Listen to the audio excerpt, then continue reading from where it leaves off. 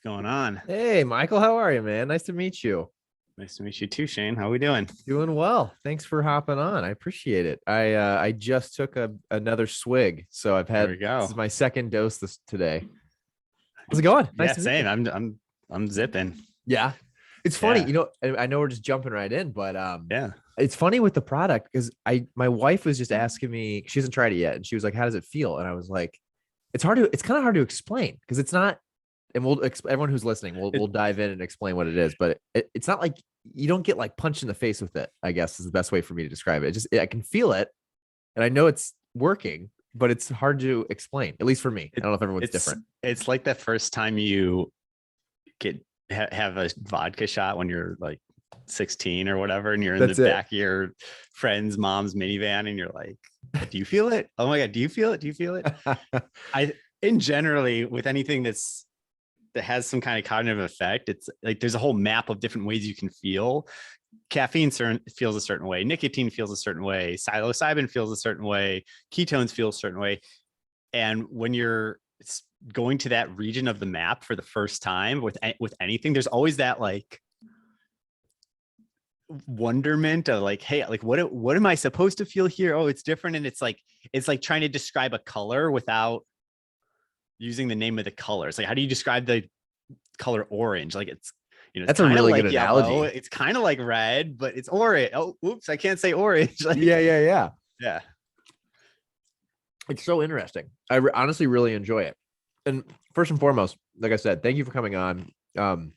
When your team reached out to me, I'll be honest, I hadn't heard of the product yet. So I started doing a bunch of research and was excited to get to meet you. And it's interesting to me because I generally try to follow a low carb diet. yeah. I wouldn't say I'm keto, but definitely trying to figure out ways to get into ketosis. But I honestly don't track it. I don't do like blood tests or urine tests or anything. So it's more of the field test for me. It's always been, and I can see it on the scale if it's working or not.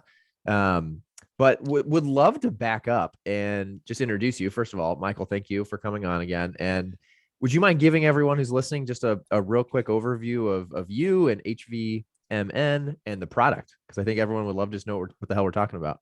Yeah. No, it's good to be here. It's good to jump into things. I'm Michael. I'm from Chicago originally. I Oh, live okay. That's in where I'm at. Oh, no way. I went to Lincoln Park High School. Hmm. I'm out in Elmhurst, so west suburbs, but Okay. I'm not from here. My wife's from like River Forest area, but we've been here for a few years now. Awesome. Yeah, great town, great place to be from. I went to Stanford for undergrad where I studied computer science and product design, and have always been interested at the seam of where new technology hits like a new category of user experience. Like it was really cool. When I was in college, I was when like one of my TAs started Instagram, and then like the year after me started Wait, your Snapchat. TA started Instagram? Yeah, Kevin Systrom. He's It's amazing. yeah. So being around that and seeing people like invent new technologies, and I lived in San Francisco for the last decade, and being around there when like Lyft was first a thing, and you had these goofy cars with pink mustaches riding around, Oh and yeah. seeing the proliferation of new technologies. And a lot of the way I think about it is that the smartphone has been the platform for the last decade or so, and that the forward look is that the human body is the platform, Mm. where I think we all get that sense. Like, I don't know what iPhone we're on. I don't think there's a big difference between the iPhone 14 versus the iPhone 12 versus the iPhone 9. Like, it's No. plateaued. Let's be Yeah. honest. Yeah. I went from the And iPhone, I think it was the X or the 10, whatever they called it, to I got the newer one recently. And I honestly, I can't tell you what's different about it. Maybe faster, sort of. yeah, yeah, it's like sure, it's like a little faster, a little better camera. Yeah. Cool, like cool. Like it's all good. It's like it's some notch better, but like in the early days, like iPhone 1 didn't have an app store, and then there was an app store. It's like, okay, cool. Like those are big steps. Like Fundamental no iPhone to changes. there being an iPhone. And it took the iPhone being around for a little while before you had these innovations, these cleverness around like, hey, wow, like actually people love Instagram for sharing photos, and people will share a bajillion times more photos on Instagram, even if it's less high quality than their Canon DSLR, because it's so easy. Like the user experience around it's so easy, so shareable. You're instantly connected.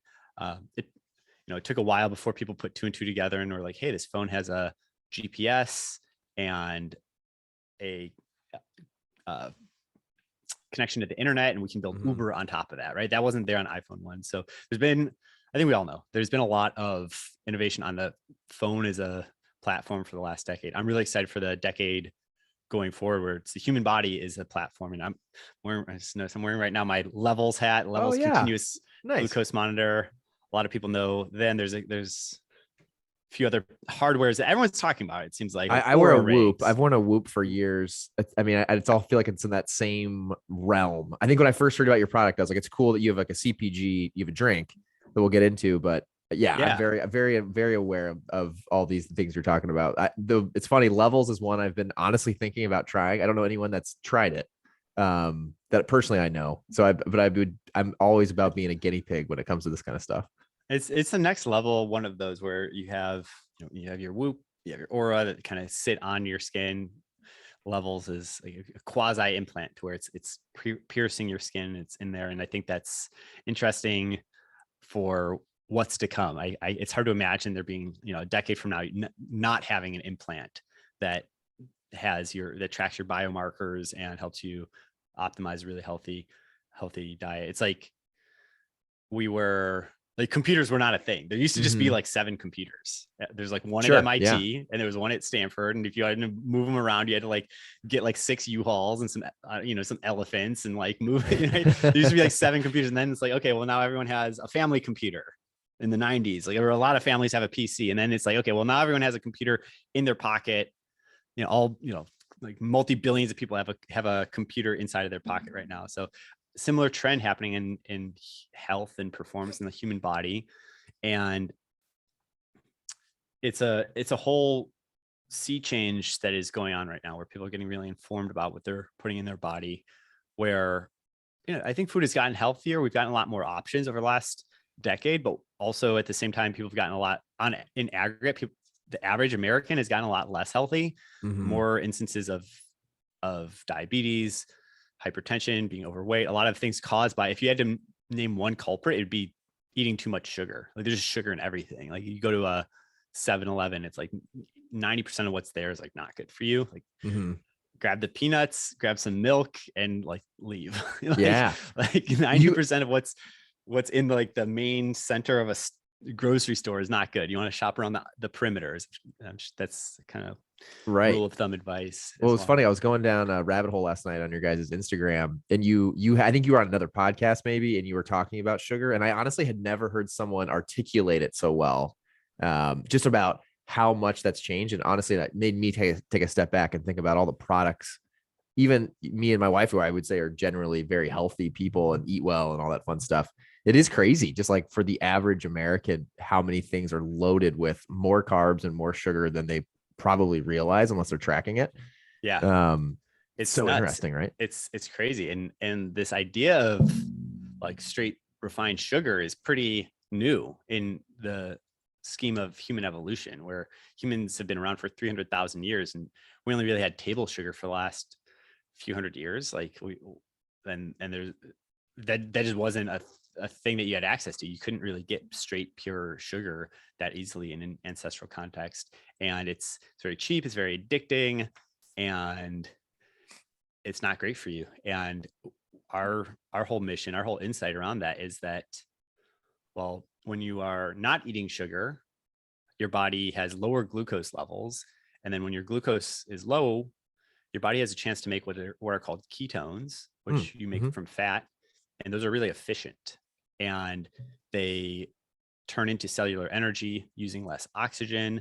They create less reactive oxygen species, less oxidative stress. Basically, less aging takes place when you're metabolizing ketones. A lot of people feel really good when they're using them, via when people are fasting or when people are eating low carb or when people are running. When you get runner's high, part of that is due to the fact that your body's starting to pump up its own ketone production. So there's these contexts where your body makes ketones. Your body's always made ketones for 300,000 years. And people like the way that these ketones feel. And the question that we're seeking to answer as a company is, okay, well, ketones are so cool. Why can't you just go to the store and buy one? Like I can buy collagen, I can buy CBD, I can buy omega-3s, like I can buy all these other nutritional primitives. And that's pulling at that thread is what's gotten us to where we are today, where we launched the world's first ketone drink in 2017. It was extremely expensive, tasted pretty crazy. We got a multi-million-dollar contract with the Department of Defense. They're really interested Oh, in wow. metabolic optimization. It's a super molecule. And so the ability to drink it and directly elevate your ketone levels in 15 minutes is novel and interesting, and really, really has some amazing applications in that high performing operator context. Mhm. So for the last several years, we've basically been working on with our version 1 with super high end performers. So special operators, Tour de France riders, really high end people, baller execs who just want to take a $30 shot before the Hell board yeah. meeting. Like, Love it. and then in January of this year, we launched V2, which we call Ketone-IQ, which we brought it down to a spot where it's $5 a shot, or you're holding a bottle there that has 10 servings in it. That's $40. And we have just drinking a shot here. Like, these shots are nice. are in like gyms and grocery stores. I'm starting to take off all over. And we are drawing out that line of that vision of, hey, like, ketones are this amazing super fuel. They should be a tool in everyone's toolkit. Why can't you can go to the store and buy a shot of vitamin C? Why can't you get a shot of ketones? So is it fair to say, as you're explaining this, one of the questions that pops into my head immediately is it fair to say, unless, like, I guess just the general population, especially the American population, do most people have a diet in such that they never experience the feeling of producing ketones? If you're just always in this flux of like carbs in the morning, carbs at lunch, carbs at dinner, and then like you wake up and do it again, is there a lot of the American people that just have never even felt it because they've never probably gotten to that point? Yes, and that's a shame. It's not good. It's not good. It's like if you're constantly listening to loud music, like every day for 30 years, there's always a hum of loud music in your ears, and then you're wondering why your hearing's going bad. It's a great analogy. You're constantly having this high level of ambient blood glucose, and then when you have glucose, your body releases insulin to address that glucose, to metabolize it or store it away. And when you chronically have high glucose and you're chronically throwing insulin at it, the insulin stops working. You develop insulin resistance. Your body doesn't listen to the insulin anymore, so it stops working, and then bad things cascade from there. That is type 2 diabetes, where basically your body isn't able to turn glucose into energy. You have a lot of glucose just floating around in your bloodstream, not good for you. You feel tired all the time.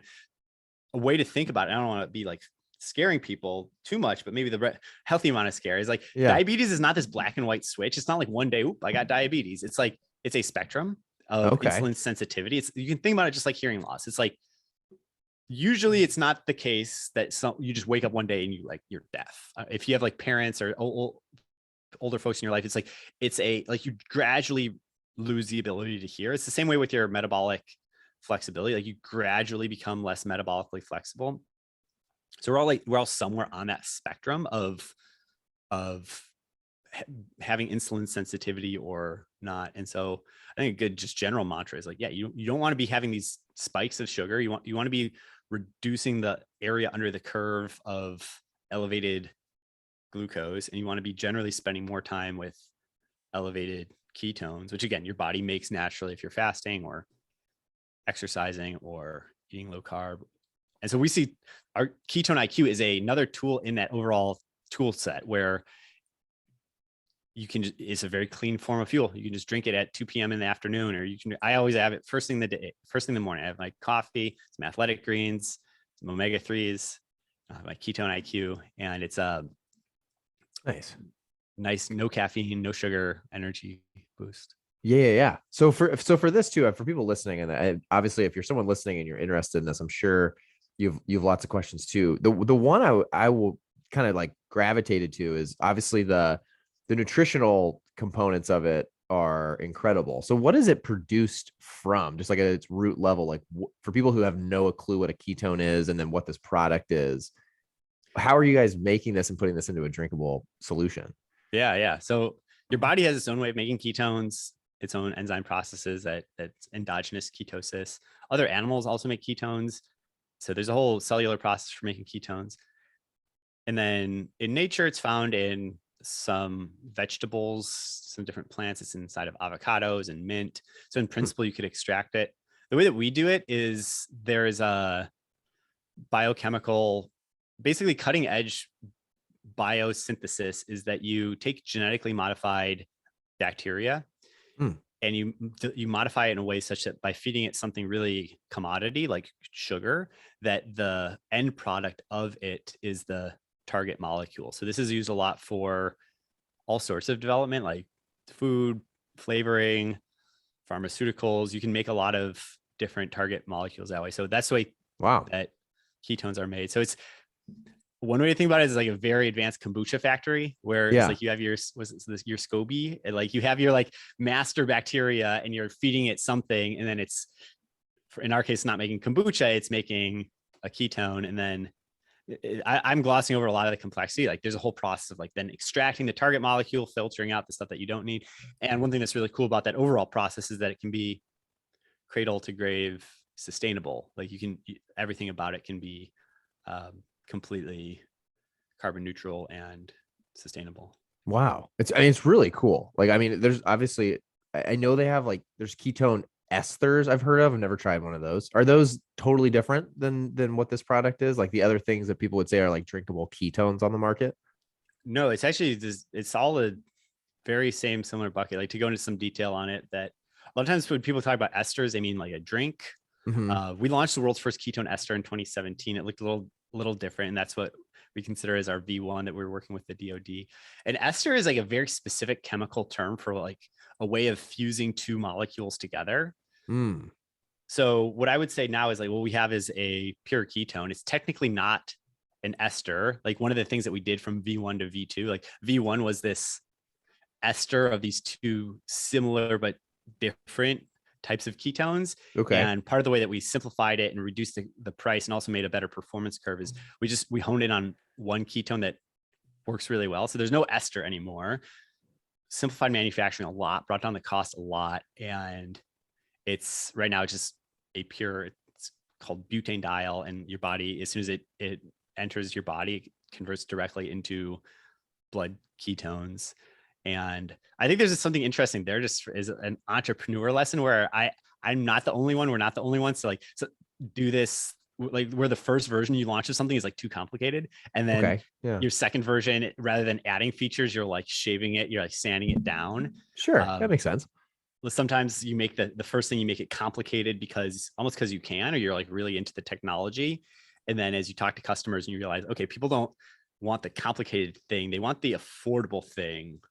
That like works really well. I mean, it sounds obvious saying it, but like when you're a big nerd in the like early days of coming up with a concept, sometimes it's easy to make something, overly complicated. And then yeah, it's just all part of the entrepreneur journey. Yeah. No, I love that, man. And that's part of why I want to have you on here, because it seems like you guys as an organization have gone through some wild changes. You have an action-packed team. I was trying to do some research of just the people on your team. Like you have folks from all walks of life and advisors, and just your team seems robust, and you guys are poised to make a big splash, honestly. So you talked about the Department of Defense. Yeah. You have a lot of high performers that are testing your product. Is this right now, like, it's interesting. And again, not trying to go back to maybe like a Whoop, like we talked about at the beginning, but I remember when I first started following Whoop, and when I got on it, I think I got on it like maybe the end of 2018. So I would call myself somewhat of an early adopter. I remember their tone was very like high performing athletes. Like they were kind of going after I felt like the tip of the spear. And then over time, it's as they've raised money and gotten bigger, it's definitely become more of, they hope it becomes, everyone and anyone can use it. It seems like your product, though, to be honest, it seems like there's so many benefits for just the everyday user that maybe is just the 9-to-5 mom that wants to, have more energy and clarity to take care of the kids, even, type of thing, and have a healthier, energy source. Is that kind of, where are you guys on that spectrum now as a new product? I know you launched at the beginning of the year. Yeah, that's what we learned, is that it's very cool to work with special operators, Tour de France riders, high-end performers, but that's not the mission, or at least that's not our mission as entrepreneurs. That's an interesting test bed. I think elite performers push things to the limits, and you can learn a lot in those populations for sure. Really fun people to work with, like just go get after it in life. But we're all doing metabolism all the time. So if you're a not super performer and you're just trying to feel better at your desk, or you're trying to lose weight, or you're older, you're trying to fight off cognitive decline, like whatever your context is, you're running for a marathon, you're trying to qualify for Boston Marathon, like whatever it is that you're doing in life, you're doing metabolism. That's part of what got me so interested in this space, is that it's so fundamental. You're using energy all the time in your muscles and your brain and your heart. And if you can adjust the quality of energy that you're providing to all these functions, that just has such insane unlock. So yeah, the whole journey of the company has been starting with elite operators, learning a lot, and then we want to be everywhere. It's like, right. Like, do you have to be an elite operator to drink Gatorade? Like when they first started, it was like Gatorade for the Florida Gators, college football. You know, I would consider high performing. It was like very dialed in for like a very specific set of people. Hey, don't just have water, have this thing called electrolytes. It works. Check it out. Right. And there was like a whole story to that. Gatorade was not $1 billion company at the start. There's a building blocks to it. But now it's like, hey, hydration is for everyone. Yeah. Electrolytes can help anyone who's going for a run if they're sweating a bunch. Right. So that's how I would liken us to as far as like growth curve. It's like electrolytes in like, I don't know, 1974. Like, sure. No, that makes sense. Yeah. The potential is for it to be in everyone's cup. Yeah. But like you're on a certain day where I don't think we're not on day one anymore. Like that was, I would say a few years ago when it was still really expensive and we were only working with high operators. I think we're in like, I don't know, bottom of the second inning or something. Yeah. Like, yeah. That's an exciting time though, right? Because I'm sure you guys are in a place right now where you feel like the limits are endless right now. Yeah. And for folks who are thinking about trying this, so like I said at the beginning, I felt I was really attracted to this when I first started learning about it, when you guys reached out. And I was curious is it just as beneficial for folks who are trying to, for example, follow, a healthier diet? And if you consider healthy, low carb, keto, is it also helpful for people who, whether they know it or not, maybe they do know it, don't have a healthy diet? So let's say they have an American standard diet, they just want to try to lose weight. Is this like a supplemental product, or would you say is it kind of a product where you'd want to layer it in with exercising more and eating better, and it's like an addition to all your other like healthy lifestyle changes? Or is it really truly, is it still good for people to get ketones? I'm assuming for folks who even maybe that's not their goal, is to go run a marathon tomorrow. Yeah. I think it's a great question. There's a couple ways to answer. I would say off the top, anything that you do that's healthier is going to help you. So I don't want people to feel like they need to do like 6 different lifestyle changes in a day, because sometimes the way that lifestyle changes is like one day at a time. It's like spend 6 weeks, spend 6 months cleaning up your diet, and then spend 6 months developing a habit around getting 10,000 steps a day, and then spend 6 months working on your sleep hygiene. Like it's hard to stack it all at once. So I'd be hesitant to say like, don't do X until you have like 6 other things all perfectly dialed in. Like any step in the right direction. Like if you can't get your workouts perfected, don't let that block, getting your diet in check sooner rather than later. Anything it's a step in the right direction. I think, the points can only go up, just additive if you make good lifestyle changes. So with that said, it's Ketone-IQ. I mean, yeah, we're all doing metabolism all the time, and wherever you're at, it can help you. Like if you have a bad diet, a lot of what do we consider a bad diet is a diet with a lot of sugar, and sugar is very addicting. And when you have 100 calories of sugar, it doesn't really satiate you that much. Like it kind of scratches the itch, and then 90 minutes later, you're like fiending for more. So what I would say to people who are trying to wrangle their diet and who are eating a more standard diet is like really cut back on sugar, and you have to replace it with other things. You want to be doing things like, this is where I think the keto diet is kind of cool. I don't do like 100% pure keto diet, but I think there's a lot that rings true within there, which is like, if you have hard boiled eggs and some salmon, have literally as much of that as you want, like stuff your face with it. And like, you will not be able to like overeat on salmon or steak and eggs. Like if you eat 2,000 calories of that, you will be like full for a day. It's so versus true. if you have a bag of potato chips, like that's 400 calories that just you blow through it. So not all calories are the same. sugar is like the worst type of calorie. It's really bad for you and it doesn't satiate you. And there's a spectrum where like healthy fats are going to satiate you better. And ketones fall into that same camp where when you drink a ketone, it is appetite suppressing. It suppresses your ghrelin significantly compared to, you know, what sugar would do, and makes you feel satiated. So it's a lot of people use it to like do an overnight fast, and then like in the morning, if they want to really break their fast more around noon, like this is what I'll do, is like have a shot of ketones and then ride your fast through till noon. Okay. So That's what I do too. yeah. That's really interesting. No, it's really cool. And I think the interesting thing will be when it's available. So I know you guys obviously, like I said, launched in January. It's on your D2C site, correct? Where else is it available today? Yeah, we are taking a like select set of partners as we are getting this into like IRL. Basically, direct to consumer is working really well for us, selling on our website, hvmn.com, selling on Amazon. And we're just being really, really thoughtful about partners that we go into the real world with. So we're working with some really great gyms and wellness centers, a lot in LA, but, you know, open, you know, having conversations with all over. I live in LA, and I feel like a lot of the trends for around food come out of LA. So it's an interesting test bed for us, but we're talking to a lot of, I would say, like tastemaker grocery stores, high-end gyms. And again, it's not that I don't mean to be elitist about it. It's like, we will be in Walmart one day. Like, I respect how Vital Proteins just backs up the truck and drops off a pallet of collagen into Costco. Yeah. Like, Costco, you want to buy a pallet to tomorrow? Let's talk. Like, but I think there's a certain sequencing to it where RX Bar, they're from Chicago. They started. Well, did you know that's where I worked? That's where I worked for a long time. Oh, wow.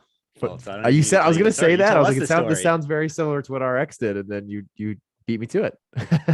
I mean, can I interview you on that? Like, or do you want to share? Like, what was? Well, that? no, it's like, funny. I don't You're want to hitting tell on all your this. story. It sounds like you're hitting it out of the park, because I worked at RX Bar, and from a finance lens, led e-commerce.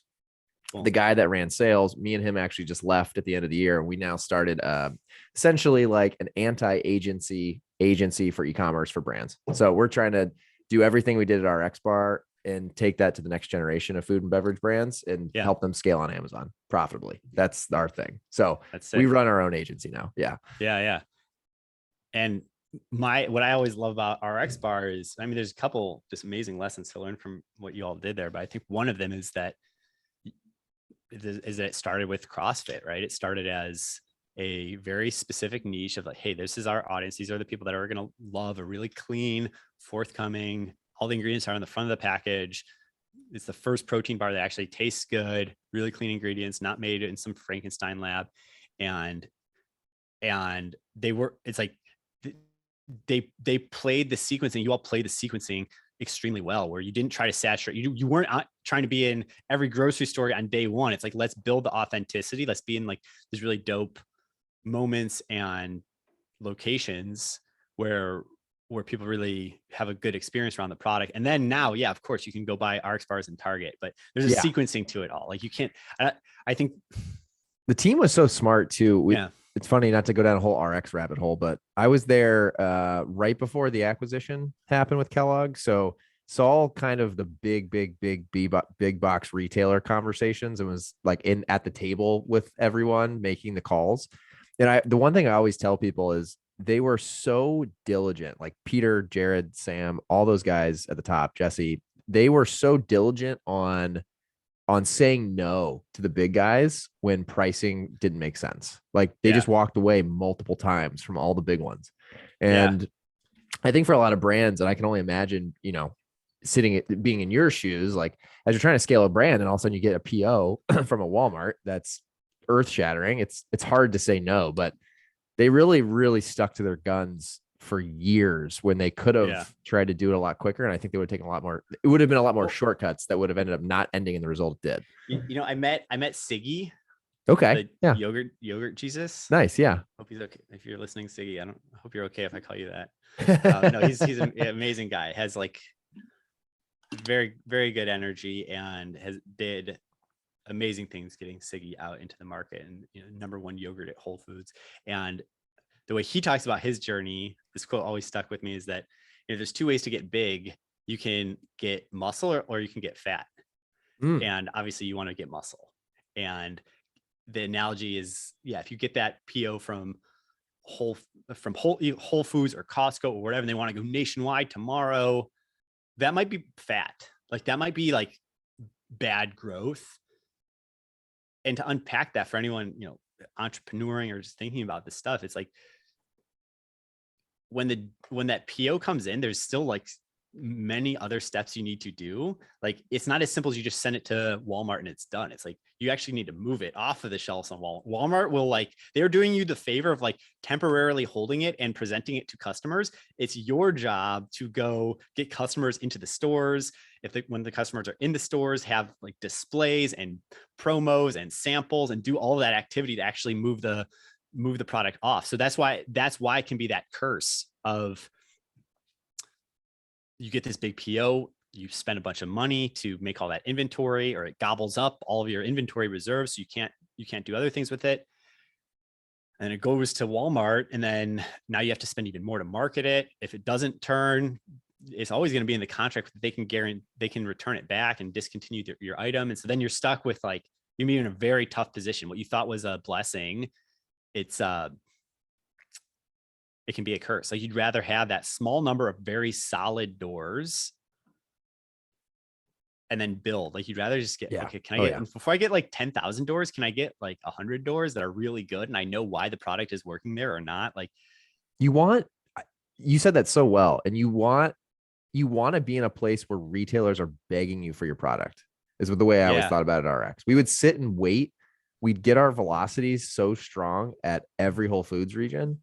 And of course, there's going to be opportunities come up that it's a hard conversation and maybe we end up moving forward with it or not. But yeah, to your point, it's you want to create that demand. You want retailers all wanting you and being okay, fine, we'll take it for 50 cents a bottle more because we know it's going to move and it's going to create profitability for all of us.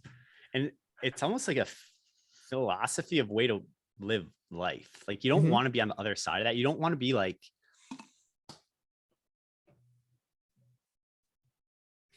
the thirsty one, just in life. Yeah, you're right. In your relationships and your business and anything, you want to be abundance. You want to have people pulling it out of you rather than you're overly trying to push and figure out how to make it work. You want it to be, you want to set up your life so that the demand is growing. Whatever level you're at, there's a concrete pull to get to the next level. You don't want, you can't, if you try to skip too many steps in life and be too big for your britches, and then it's very stressful to have to keep up with that. You'd rather get pulled along where it's literally your customers are pulling. You'd rather, I would say as an entrepreneur, categorically, you would rather be a little bit behind on inventory, always kind of running out. Oh my God, never. I don't know if I have enough to launch into Whole Foods right now. You'd rather be on that shy side than well, I made a ton of stuff and I don't know how to move it. And to your point, getting onto a shelf and then all of a sudden 6 months later, you're paying to take it out. That there's not a worse situation I can imagine for a brand. Yeah. It's really then tough. What do? You already burned your bridge at that retailer. You're screwing yourself on profitability on the product you sold in already. And then where do you go? Yeah. Yeah. It's one thing I think that makes brick and mortar really tough, where direct to consumer on your website can be a lot easier, where it's easier to draw out that curve. I think retail can be more stair steppy, where it's you're not in Whole Foods until you're in Whole Foods. It can be very chunky, versus online. It's you'll go from getting 100 orders a day to getting 120 orders a day to, oh wow, big spike, 200 orders a day, 300 orders. It's more of a gentle curve versus okay, I'm in 0, 0, 0. Okay, now I'm in Target. Oh shit. Yeah. that whip. I have a lot of respect for entrepreneurs that have gone that route. I think brick and mortar has some really tough characteristics. E-commerce does too, but maybe I'm just selling my own playbook here, but I like the way that we've built out direct to consumer, understanding our product, fine tuning all the edges, understanding what resonates with people. And now when we go to retailers, I feel very solid on the footing. Like, Mhm. look at my Shopify dashboard, look at Hell Amazon. yeah. Like, we have a customer, it works. Like, you're not taking this big risky chance on us. Like, customers out there, we're just opening up a new channel of trade. That's worked really well for us. I don't want to say that's the way. Like, I actually, my point is more, I have a lot of respect for the RX bars and the Siggies and whatnot. It's a whole different beast being retail first. Yeah, no, 100%. I totally agree. I'm excited for you guys. This product, yeah, like I said, I've only, thank you for sending me this, by the way, and I've had it for a couple days, and I'm loving it. So this is really really cool, and I feel like we're just scratching the surface of how deep we can get into this. For folks who are listening, because we only have a few minutes left, I have two last questions, and then would love to know just where people can make sure people can find it, find you, find the brand. One of the questions I love to ask, every entrepreneur that comes on here is, what tools do you use to plan like your company goals, your personal goals, and then day to day actually get shit done? Are you a pen and paper guy? Are you an app guy? What do you do, Michael, as an entrepreneur? I have so many thoughts here. To keep it really like practical and actionable. Okay, there's an app I love that's called Things, which I have no connection with this company, whatever. It's like, there's, what I like about this app called Things is they just made it super dead easy to all it to, all it is a to-do list, but it's the cleanest thing ever. Like, on my computer right now, I can just press like command space and I have a little pop-up and I can just write a little to do. I'm not seeing my whole to-do list. It's just a little pop-up like, hey, what is your to do? And I can say like, send Shane more product, and then hit save. And then it will just like, it goes away and it's like in my to-do list. So throughout the day, as I'm on Zoom calls, I just put stuff into my Things app. Oh, And cool. then at the end of the day, I'll like reformat it. Like, okay, which of these is like, can I act on right away? Which of these is important first thing to do tomorrow?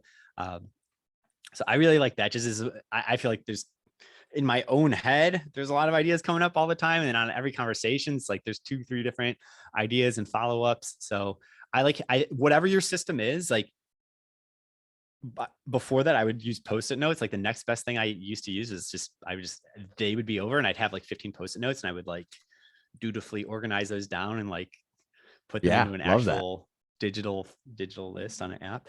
But having some way to like very quickly, without a lot of cognitive overhead of, oh, I got to go to Google Drive and open my doc, and like, you want to like minimize, like, you want it to be like action, like super fast. You can catch those loose floating ideas.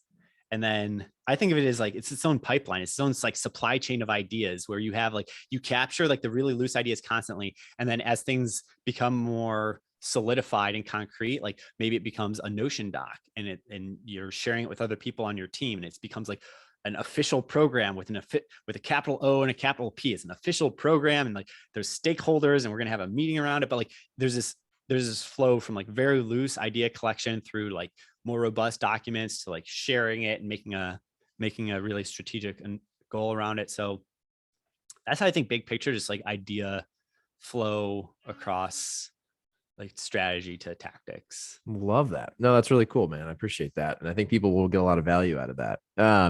So for everyone listening, I know we're running out of time, so I want to make sure I get this in there, but how do you want people to follow the brand, follow you, and where can people try the product? Yeah, you can check me out. I am at BDM_runner on Twitter and Instagram and everywhere. Say hello. Love to hear how people are doing, what you're building. If you're building a company, if you're doing something in fitness or biohacking, love to hear what people are working on. Love to trade notes. And our company is called Health via Modern Nutrition. You can find us at HVMN, hvmn.com, or at HVMN on all the networks. Same thing. Yeah. Love to hear from people. Drop us a line, say hello. If Awesome. people are in the space, if people are, if you're at a cool gym and you would like it, if that cool gym stocked metabolic super fuel that Navy SEALs are using, Hell yeah. hit me up. Let's talk. Yeah, we're very live here, so love to Love hear it. We'll add all the links to the show notes too, just so everyone can find it. But Michael, thank you so much, man. It was really nice to meet you, and this was really fun. I'm very, very excited for you guys, and let's stay in touch. I think there's probably a lot of synergies between the two of us and some people I should introduce you to that I think are in the same world as you Likewise. that I work with. So I definitely will reach out.